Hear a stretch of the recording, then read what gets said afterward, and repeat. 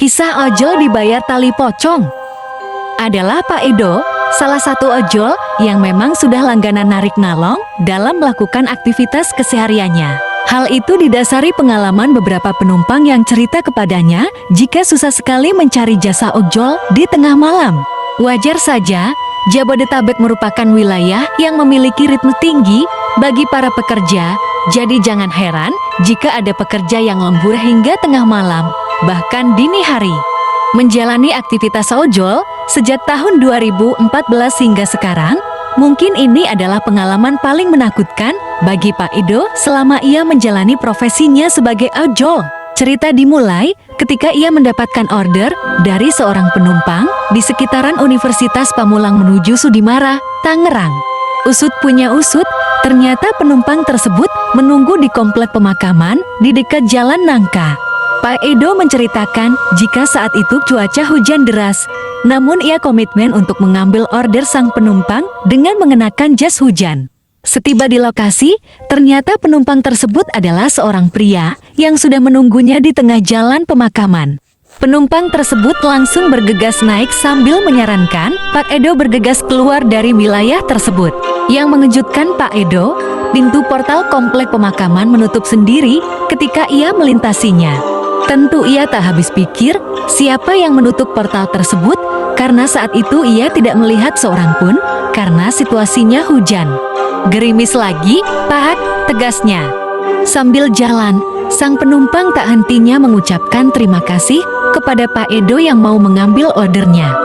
Saya berterima kasih sekali Bapak udah mau ambil, sudah 5 kali order. Saya ditolak dengan berbagai macam alasan. Cerita Pak Edo menirukan pengakuan sang penumpang. Sang penumpang pun bercerita bahwa ia ditinggal di komplek pemakaman tersebut oleh temannya. Tapi saya yakin bisa mendapatkan ojol. Tapi apalah cur, orderan yang dilakukan sang penumpang tak kunjung diterima oleh ojol, hingga muncullah Pak Edo yang menerima ordernya. Kemudian dalam perjalanannya menuju tempat tujuan, ada satu cerita sang penumpang yang diingat Pak Edo adalah kisah sebuah kuburan yang berantakan di lokasi tadi ia mengambil sang penumpang. Diceritakan sang penumpang bahwa peristiwa itu dikarenakan sang mayit belum disempurnakan dan minta dibukakan tali pocongnya. Setelah sang penumpang rampung bercerita, Pak Edo berpesan kepada sang penumpang agar usai tiba di rumah untuk mandi dan melakukan sholat untuk menghilangkan efek negatif di wilayah tadi. Maklum, wilayah tersebut merupakan pemakaman umum. Nanti sampai rumah Bapak wudhu dan sholat, pesan Pak Edo pada sang penumpang. Usai sampai di lokasi, sang penumpang memberikan uang yang berlebih dari nilai ordernya. Tentu saja Pak Edo menerimanya dengan senang hati. Nih Pak, saya nggak ada apa-apa. Bapak bisa makan, bisa ngopi, dan bisa bawa buat keluarga, ucap sang penumpang. Terima kasih ya Pak, Bapak sudah bawa saya.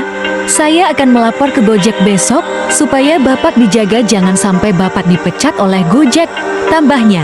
Singkat cerita, usai menerima uang dari penumpang tadi, keterkejutan Pak Edo ditambah bahwa ia menemukan tali pocong di jok belakang motornya. Nggak tahu itu, penumpang saya, orang yang ngebuka talinya di kuburan yang berantakan, terus ditaruh di motor saya. Pak Edo bahkan menawarkan, adakah yang ingin menyimpan tali pocong tersebut untuk sebagai jimat? Tali pocong ini nanti akan saya kubur, bukannya kenapa? Karena apa? Ini kembali ke tanah. Karena ini ada yang punya, mudah-mudahan saya bisa ngaji sedikit, doa sedikit, tandasnya. Di akhir cerita, Edo mengungkap bahwa para ojol yang kerap ngalong memang tak sekali dua kali mendapatkan penumpang-penumpang yang unik. Tapi meski begitu, ia pun tak pernah kapok untuk ojol ngalong hingga saat ini.